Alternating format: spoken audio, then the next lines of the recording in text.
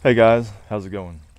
Today we're going to be doing a demonstration on how you brace your rifle off of a tree or some other obstacle, or better yet, how not to do that. So this demonstration, I saw this for the first time at a PatMat class when he showed it to the class of experimental learning and trying stuff to see what happens to your rifle and downrange and seeing what actually happens, ballistically speaking.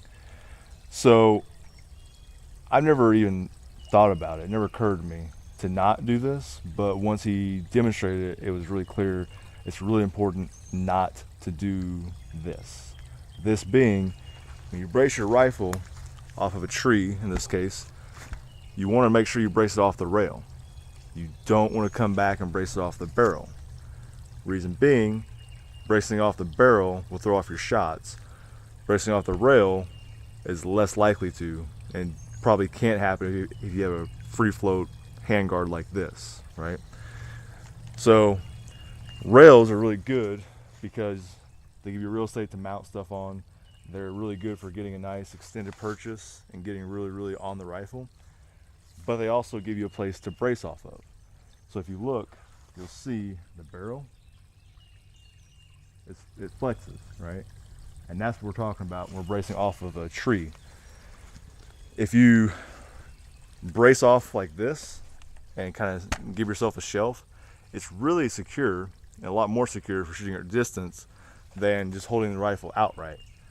Now, if you were really getting into it and you're digging in the tree hard, putting your weight into it, but you came back and weren't on the rail, you're going to put a lot of pressure on that barrel and it's going to cause that to happen, that flex.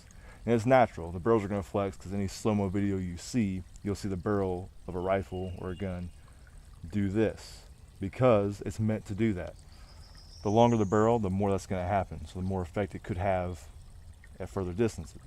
So that being said, I'm going to do two 5-shot groups.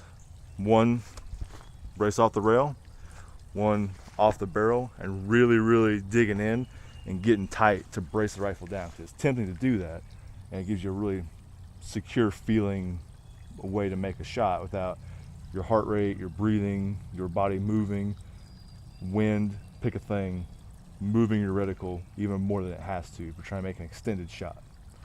So that's what we're doing today.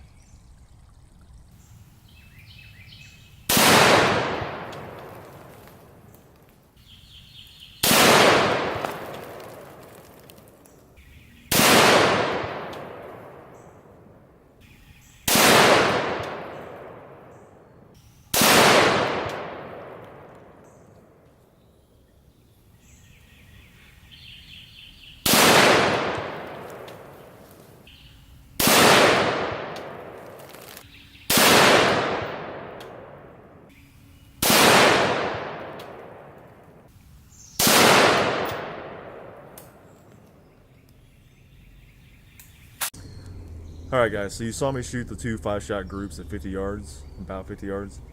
This is my first 5-shot group. You can see this is definitely a 5-shot group that will be consistent with point of aim, point of impact. Then you've got the second 5-shot group that I fired.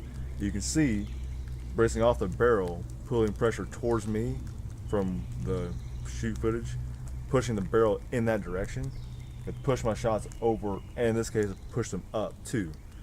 So you can see center to center, that's roughly 3 or 4 inches. So let's say at 50 yards it's 4 inches, 100 yards 8 inches, 150 yards a foot.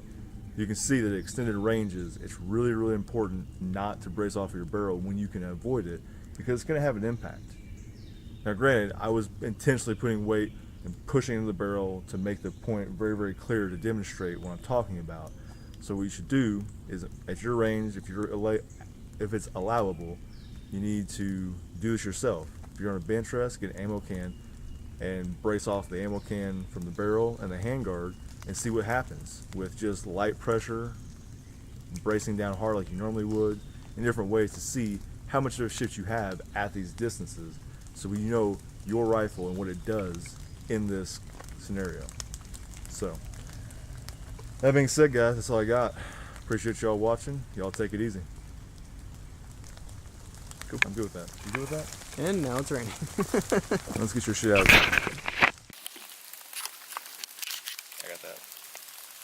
Thank you.